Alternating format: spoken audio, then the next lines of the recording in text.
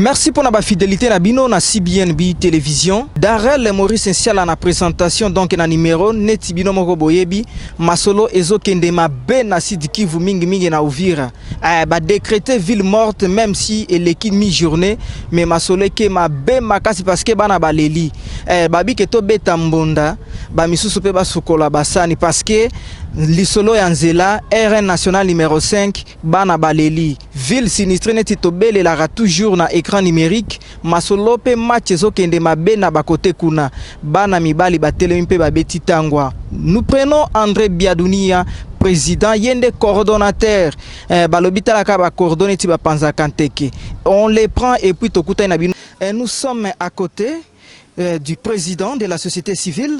Pouvez-vous vous présenter aux téléspectateurs? Je suis M. André Biadouni à Machaka. Je suis le coordonnateur provincial de la nouvelle société civile congolaise dans la partie sud de la province du Sud Kivu. Alors, que peut-on en déduire par rapport à cette journée? La journée ville morte a été organisée par deux structures, la société civile citoyenne et la nouvelle société civile congolaise. L'objectif, il y en a deux. Le premier objectif, c'est que nous avions demandé à l'autorité au niveau national de procéder déjà à la réhabilitation de la route nationale numéro 5, mais aussi de réfectionner tous les ponts, parce que tous les ponts sur la route nationale numéro 5 sont menacés d'être emportés, mais il y a déjà les ponts Sangue et les ponts Kavimvira, des ponts Runingu, qui ont été apportés par ces deux rivières, et il y a risque que Uvira et Fizi soient coupés du reste de la province du Sud Kivu.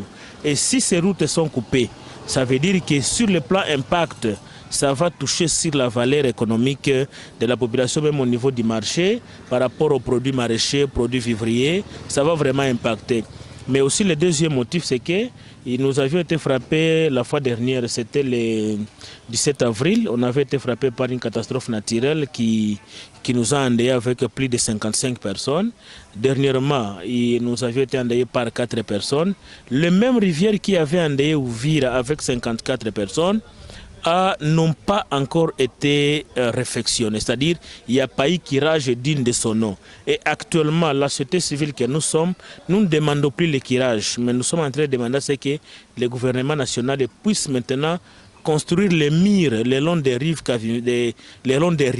des rivières Kavimvira et de la rivière Mulongwe. Pourquoi? Parce que ça va permettre à ce que les gens, la population, lorsqu'elle est endormie dans leur propre maison, les gens ne puissent pas les poursuivre dans les ménages. Mais aujourd'hui, au moment où je suis en train de vous parler, ces zones de ces rivières-là avaient menacé la population. Nous avions été endeuillés, il y a eu des maisons emportées, plus de 500 maisons. Mais aujourd'hui, les mêmes eaux sont en train, les rivières sont en train de suivre ou de poursuivre les gens dans leur ménage. Et aujourd'hui, nous avions demandé à ce que l'autorité puisse commencer à construire les murs, mais l'autorité n'a pas pris cette initiative. Malgré tout ce que nous avions fait comme menace, comme plaidoyer, l'autorité n'a pas été flexible. C'est comme ça qu'aujourd'hui, la population a décidé de rester à la maison, d'observer une ville morte. Vous avez vu vous-même, il n'y avait pas eu de transport en commun, il n'y avait pas eu de mouvement, il n'y avait pas eu de marché, il n'y avait pas eu de boutiques, de magasins. Mais vers 13h, on a autorisé quand même aux gens parce que nous sommes en train de préparer les festivités de fin d'année. On a demandé à la population d'évacuer paisiblement l'après-midi pour s'approvisionner en vivres et en eau-vivre par rapport à la faim. Mais aussi, je voudrais vous informer que au niveau de Luhanga, vers le territoire de Fizi, il y a les transporteurs qui ont déjà perdu plus de 7 camions. Les camions avaient chaviré dans le lac Tanganyika parce que la route nationale numéro 5 avait été submergée par les eaux du lac. Et donc l'État n'a pris aucune initiative dans le sens pour voir comment est-ce qu'on doit permettre aux transporteurs de passer paisiblement. C'est comme ça qu'on a dit, si l'État ne met pas en place des mécanismes pour préserver les vies humaines, pour sauver la population congolaise au niveau d'Uvira, nous allons passer à la désobéissance fiscale à partir du 5 janvier. Je prends votre deuxième volet ou motif, comme vous le dites, monsieur le président André Biadounia. Il vous a été envoyé 20 000 $ et du coup, monsieur le maire, ce dernier donnera l'argent à un ministre X. Est-ce que où en est-on avec ces moyens-là donnés? Est-ce qu'il y a eu des suivis faits par la société civile que vous êtes? Oui, bon, je voudrais d'abord vous confirmer qu'avant les 25 000 $, il y a eu d'abord un don, une assistance du gouvernement national qui est venue en termes d'assistance humanitaire. C'était 300 millions de francs congolais équivalent de 160 000 $ à cette époque-là, parce que c'était en avril. Et nous, on a demandé, comme c'était sur, on a demandé au maire de la ville de ne pas affecter cet argent dans les vivres. Nous, on a demandé à ce que cet argent soit affecté dans la construction des murs. Mais l'autorité urbaine a dit non, j'ai des instructions claires que cet argent doit être affecté dans les vivres. Et voilà ce que nous sommes en train de vivre aujourd'hui, parce qu'aucun des sinistrés n'avait reçu plus de 5 kilos. Parce que nous avons plus de 65 000 sinistrés aujourd'hui, jetés, abandonnés à leur propre sort. Et donc, les 25 000 $, ce n'est pas un don du gouvernement national ni provincial, mais c'est l'argent qui est venu de la diaspora congolaise ou ouviroise. Bon, je ne sais pas ils sont où, mais ils sont dans les pays voisins, en Europe et en Occident, et ils sont aussi en Amérique. Ils avaient envoyé ces 25 000 $ dans le cadre des procédés au curage. Ce n'est pas seulement les 25 000 $, mais je vous informe qu'il y a maintenant plus de 50 000 $ qu'on a envoyé, la diaspora a envoyé, pour qu'on puisse procéder au curage. Et nous, comme société civile, nous on avait dit, comme ces rivières n'ont pas de pierres, il ne faut pas procéder au curage, mais il faut procéder à la construction des murs. Parce qu'au moins, ça va prendre une garantie de 10 ans, 15 ans, sans que les eaux quittent les lits normales. Mais l'État congolais, à travers les ministres provinciaux des infrastructures, M. Lafantaisie, le maire de la ville, ils ne nous ont pas compris, ils nous ont pris comme des opposants. C'est comme ça qu'ils ont procédé au curage. Mais je vous dis aujourd'hui qu'il n'y a pas de semaines, les mêmes eaux de ces deux rivières nous ont encore poursuivis et nous avons été encore endeuillés par 4 personnes, ce qui est anormal. Oui, monsieur André Biadounia, ce n'est pas pour la première fois que vous organisez de telles activités. Cependant, il n'y a toujours pas eu... en fait, ça n'aboutit pas. Pourquoi? Est-ce que c'est parce que vous le faites mal ou comment? Bon, nous ne le faisons pas mal. Vous savez, le gouvernement a affamé les gens.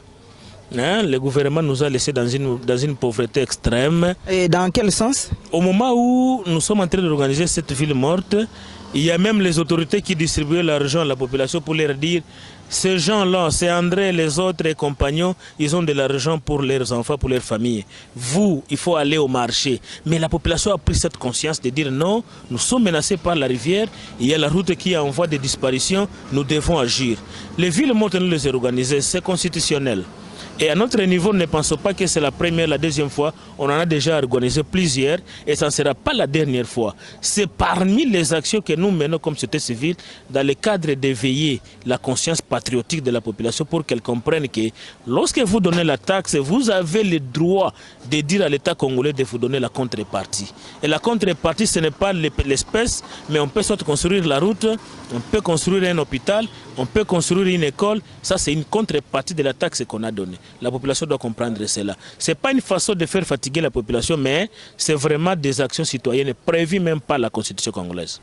Monsieur André Biadounia, en faisant ce que vous le faites aujourd'hui, est-ce que vous êtes conscient que la situation va changer vu la façon de faire de nos politiciens de la République démocratique du Congo? Nous sommes habitués, mais cette façon d'être habitués, nous n'allons pas accepter. Parce que les autorités aujourd'hui sont habituées à nous amener de l'argent.